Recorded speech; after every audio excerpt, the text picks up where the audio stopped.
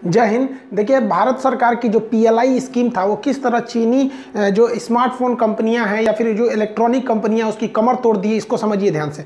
सरकार ने कुछ दिन पहले अपनी एक स्कीम लाई थी जिसका नाम था पीएलआई स्कीम। इसका फुल फॉर्म होता है production link incentive scheme. Production link incentive का मतलब होता है इन्होंने इस कंपनियों को लाया था, किस सेक्टर में इन्होंने मेनली इस कंपनियों को लाया था, तो वो इलेक्ट्रॉनिक सेक्टर में लेके आए थे।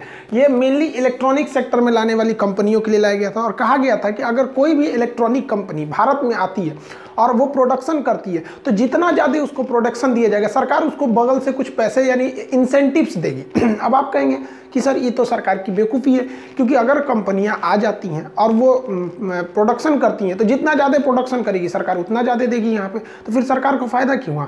भैया फ़ायदा होता है, सरकार बेवकूफ़ नहीं बैठती है, उसके पास एक से एक आईएएस अधिकारी दिमाग देने वाले बैठे हैं सब।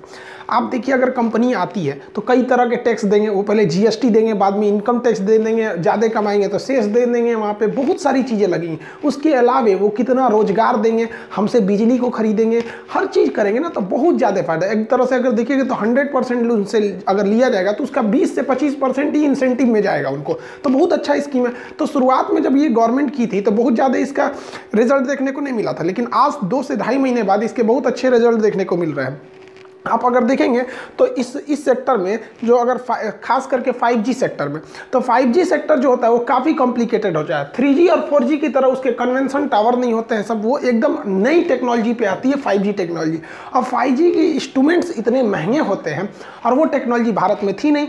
याद कीजिए, हम जून के महीने में बताए थे कि भारत सरकार को जियो को आगे करना चाहिए। हालांकि सरकार ने कुछ 2 कदम आगे ही बढ़ के पीएलआई स्कीम के तहत और भी कंपनियों को इसमें आगे लेके चले आए लोग। अब इससे सबसे बड़ा फायदा क्या हुआ? 5G कंपनी में जो टैकून मानी जाती थी वो हुआवे कंपनी और जेटी कंपनी।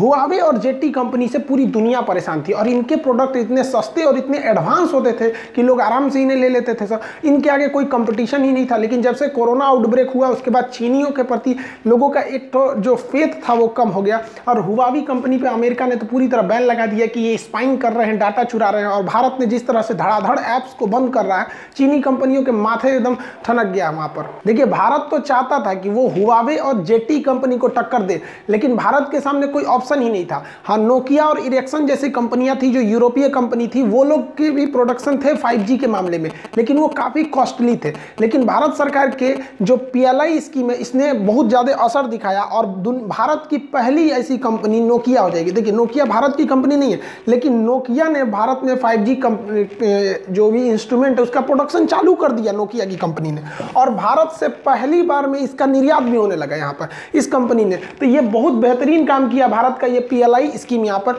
नोकिया की जो भी प्रोडक्शन लाइन है वो तेज कर दी गई है। इसके अलावा अगर आप देखेंगे तो इस पीएलआई स्कीम का फायदा उठाने के लिए सबसे आगे अगर निकल रहे हैं तो जियो कंपनी, और इसमें कोई दो राय नहीं है कि जियो कंपनी बहुत ही तेजी से इसमें इन्वेस्ट करने जा रही है। क्योंकि कोई भी चीज में ना सबसे जरूरी क्या होता है, पैसा कितना आप इन्वेस्ट करते हैं। जियो के पास, रिलायंस के पास पैसे की कमी नहीं है, और दुनिया में साइंटिस्ट, इंजीनियर ये लोग तो क्या है भैया, पैसे पे मिलते हैं लोग। भैया आप पैसा दीजिए कोई भी आ जाएगा यहाँ पे, तो ये चाइना से इंजीनियर खरीद के लेके आओ और ये ह्यूज मात्रा में इन्वेस्ट कर देंगे। क्यों? क्योंकि भैया जियो का एक सिद्धांत है, लास्ट आया लेकिन इतना फास्ट आता है जिसका कोई हद नहीं। 4G टेक्नोलॉजी में सबसे लास्ट में जियो आया था लेकिन सबसे फास्ट आया था। उसी तरह ये 5G में भी आने वाले हैं, लास्ट में आएंगे लेकिन इतना फास्ट आएगा कि धूम मचा के रख देगा। और इसकी टेक्नोलॉजी बहुत ही बेहतरीन होगी और बहुत ही सस्ती भी इसकी टेक्नोलॉजी रहेगी।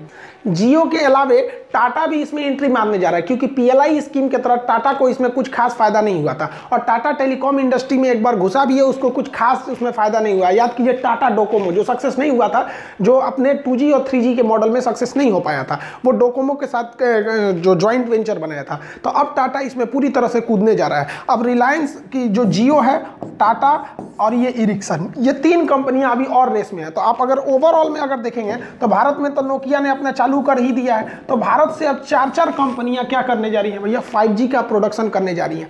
तो एक स्कीम, पीएलआई स्कीम ने चाइना के लिए होश उड़ा दिया है। एक और पूरी दुनिया जो है वो चाइनीज सामानों को इसलिए लेती है कि सस्ती है। अब भैया जियो से भी सस्ता क्या, पूरी दुनिया में सबसे सस्ता डाटा जियो ने ही दिया था।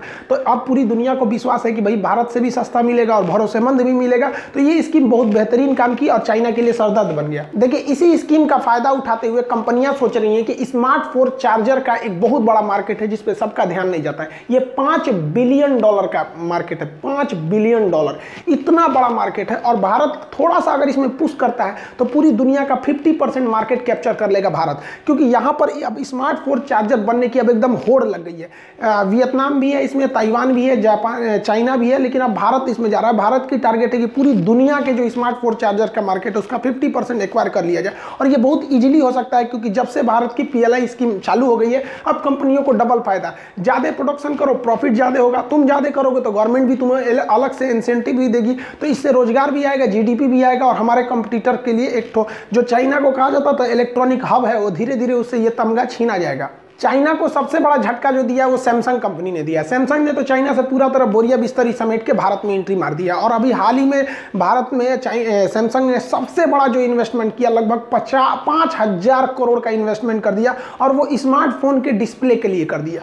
लेकिन आप जान के ताज्जुब करिएगा, ये डिस्प्ले केवल सैमसंग के लिए नहीं बनेंगे, इसी डिस्प्ले को आईफोन को भी बेचा जाएगा, इसको ही अन्य कंपनियां भी बेची जाएंगी, सब उनको भी। तो अब आप ये कह सकते हैं कि आने वाले 2 से 3 साल में जैसे ये सैमसंग का ये जो 5,000 करोड़ का डिस्प्ले मैन्युफैक्चरिंग प्लांट है ये यूपी के नोएडा में और जैसे सेटअप हो जाएगा, तो आप जितने भी स्मार्टफोन देखेंगे उसके जितने पार्ट्स होंगे और डिस्प्ले होंगे वो ज़्यादातर पार्ट्स अब कहाँ मिलने लगेंगे, अब इंडिया के ही बनेंगे। रीजन समझिए, टाटा ने अपना लिथियम आयन बैटरी का कारखाना डाल दिया। अब किसी भी मोबाइल में अगर आप कोई भी मोबाइल देखते हैं तो कोई भी अगर मोबाइल है तो इसका जो डिस्प्ले वाला एरिया है तो डिस्प्ले सैमसंग का हो जाएगा, मोबाइल वाला जो पार्ट्स वगैरह हो जाएंगे, जो उसके बैटरी वो टाटा की लिथियम आयन की बैटरी होगी, चार्जर भी इसी का होगा। यानी अब आने वाले 2 से 3 साल में आपका जो स्मार्टफोन रहेगा वो 60 से 70% मेड इन इंडिया हो जाएगा। इससे फायदा क्या होगा कि अब विदेशी कंपनियां भी भारत को ऑर्डर देंगी कि भैया हमको भी क्या चाहिए, भाई इसका डिस्प्ले चाहिए, और डिस्प्ले भी भारत से ही जाएगा और रोजगार भी इससे भारत को बढ़ने वाला है। ये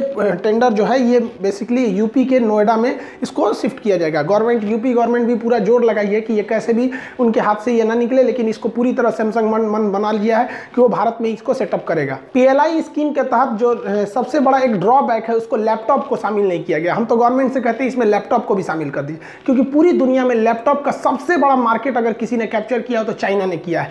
जिस तरह से PLI स्कीम ने चाइना के मोबाइल हब को छीन लिया उससे और धीरे धीरे भारत की ओर शिफ्ट कर रहा है, लैपटॉप में भी बहुत जरूरी है करने के लिए, क्योंकि जितने भी लैपटॉप कंपनी है आप देखिए वो मेड इन चाइना ही लिख देते हैं, या PRC, people Republic of China वो कर देते हैं विरोध की वजह से। तो